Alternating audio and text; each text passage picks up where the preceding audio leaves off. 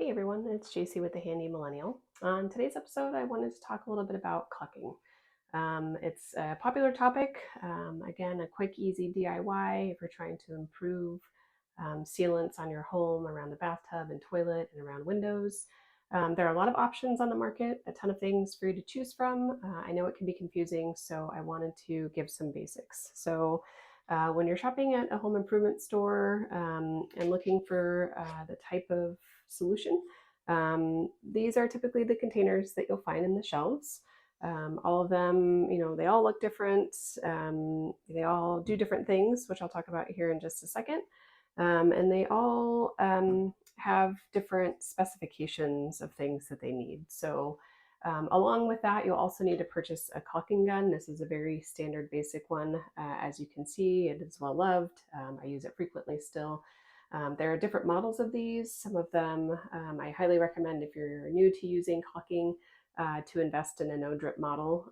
That one actually releases the tension at the end of the container so that it won't continue to come out when you release the handle. Also, oftentimes you'll find a hole somewhere near the bottom of the handle. That can be used as a tip cutter, and then sometimes a long pin that comes off the side that will swing out that can actually be used to puncture the ends of the tubes of caulking. So again, just a quick rundown on these. They come in all different shapes and sizes, and they do different things.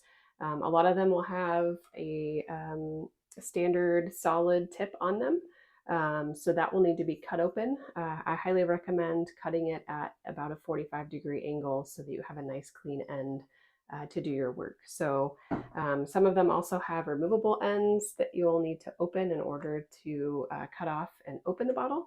And a lot of them are sealed with some sort of foil or something right here that will need to be punctured through. So in order to make that work, cut the tip off again at an angle. You can use your caulking gun, or sometimes I just use a piece of wire that I've turned into my tube opener and then wipe it off when I'm done. And then that will get you going. So next step, I'll use a clean bottle here, is to load it into your caulking gun. Again, this is a very basic model, so got to make sure that the ratchet end, the side with the slots, is facing down, as that will catch the mechanism inside to apply pressure to the end of that. So you should feel nice and snug there before you get going.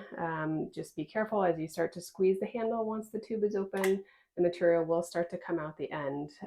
And sometimes if you squeeze too hard, or if it's just the right temperature, it will come out kind of fast. So I recommend practicing on a piece of scrap material so that you don't make a mess while you're actually doing your work. Definitely practice with this as much as you need to get familiar with it. To undo this one, it doesn't have the fancy mechanism. You have to turn it the other way and pull it out for the pressure to stop applying to the end of the tube. Again, some of them will have a mechanism right here. You can pop that, it will release the pressure. Some of them on the no drip models actually have a mechanism that stops applying pressure as soon as you let go of the handle, which is a really nice feature. So that's some information about the caulking gun itself. Once you're done with the material, if you haven't used it all, the best way I found to store it for later use in the next few days is just a quick piece of painter's tape over the end. Make sure it's very snug and airtight, press it down. That'll keep you held over for a few days or even a few weeks, depending on where you live, so that you can reuse the same container. Again, they come in all different types. There are some that are strictly sealants, ones that are very specific use for kitchen and bath, so be on the lookout for that one. There are some that offer very strong adhesion if you're trying to glue something together or get something to adhere to a wall. And then there's just very basic, plain old, painters caulking with silicone that can be used on things like molding and baseboards and other materials to fill in gaps around the edges. Pay attention to what you're doing with your project and what type of material that you need. Also keep in mind that some of these are not paintable based on the material. For example, this kitchen and bath one that I picked up, on the back, it does say not paintable. So that's a very important piece if you're putting it somewhere that you need to paint around. Just keep in mind that the paint will not stick to the silicone material. It'll dry in a bunch of blobs and then eventually just wipe off. If you're using it somewhere that needs to be painted, just make sure that you purchase the right material for what you're doing.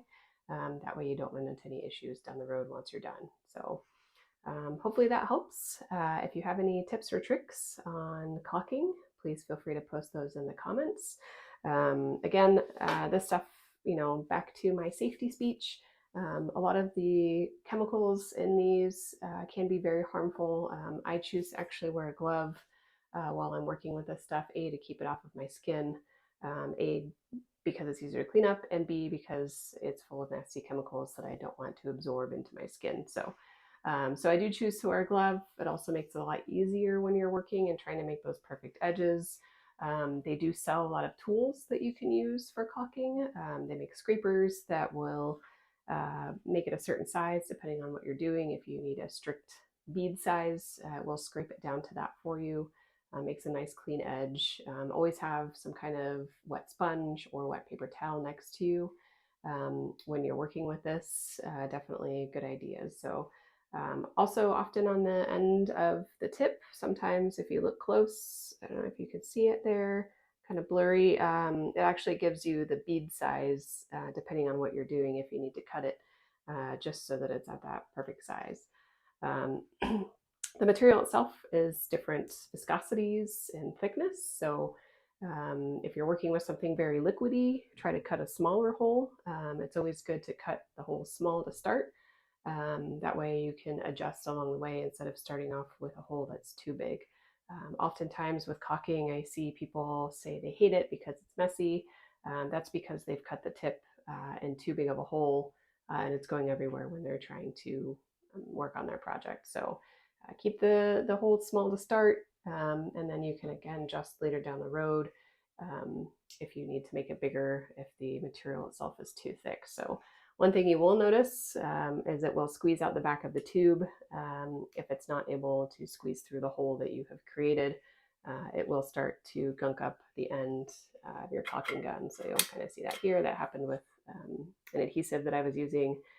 Try to get away with making a smaller hole, but it didn't quite work for that. So just let that dry up, and you can peel it off later if it becomes an issue with your caulking gun. So anyway, that's all I have for today. Hopefully that's helpful. Again, if you have any tips or tricks, please feel free to leave those in the comments, and I'll see you next time.